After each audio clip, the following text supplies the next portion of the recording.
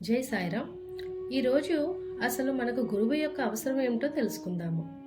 ఒకసారి సచరిత్ర గ్రంథ రచయిత అయిన హేమట్ పంత్కు మరియు బాలాసాహెబ్ భాటే అనే భక్తునికి గురువు యొక్క ఆవశ్యకత గురించి గొప్ప వాగ్వివాదం జరిగింది.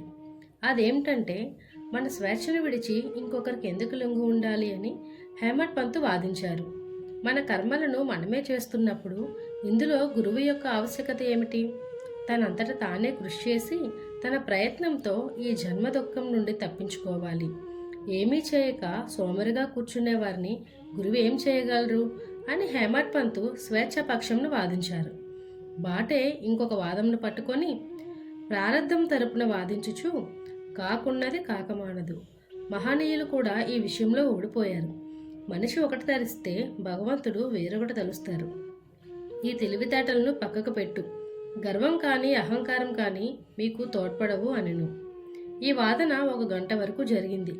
చివరికి ఏది సత్యం అనేది తేలలేదు.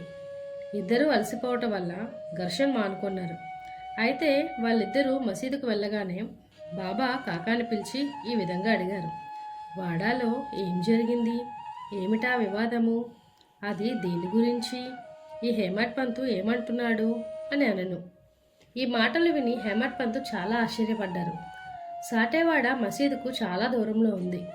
మా వివాదం గురించి బాబాకు ఏ విధంగా తెలుసు అని అనుకుని, ఆయన బాబా సర్వజ్ఞుడు, లేకపోతే మా వాదన గురించి ఎలా గ్రహించారు? బాబా మన అంతరాత్మకు అధికారే ఉండవచ్చు అని తన మనసులో అనుకున్నారు.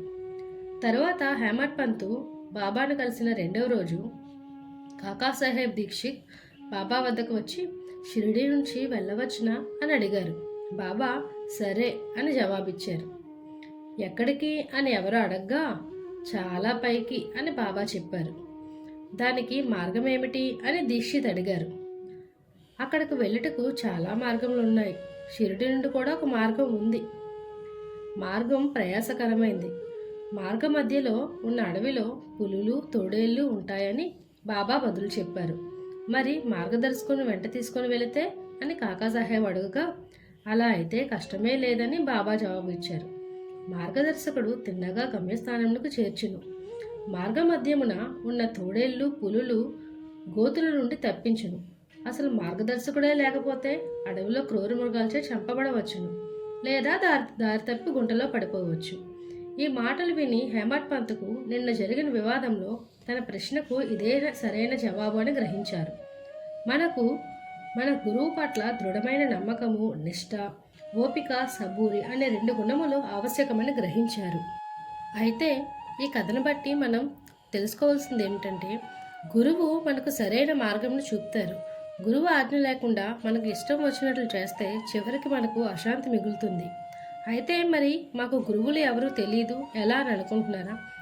అదేమిటంటే, బాబా ఆజ్ఞతో బాబా శరీరులుగా ఉన్నప్పుడు మన సచ్చరిత్ర కానివ్వండి, గురుచరిత్ర, ఇంకా సద్గురువుల యొక్క మార్గం తెలిపే అనేక గ్రంథాలు ఉన్నాయి.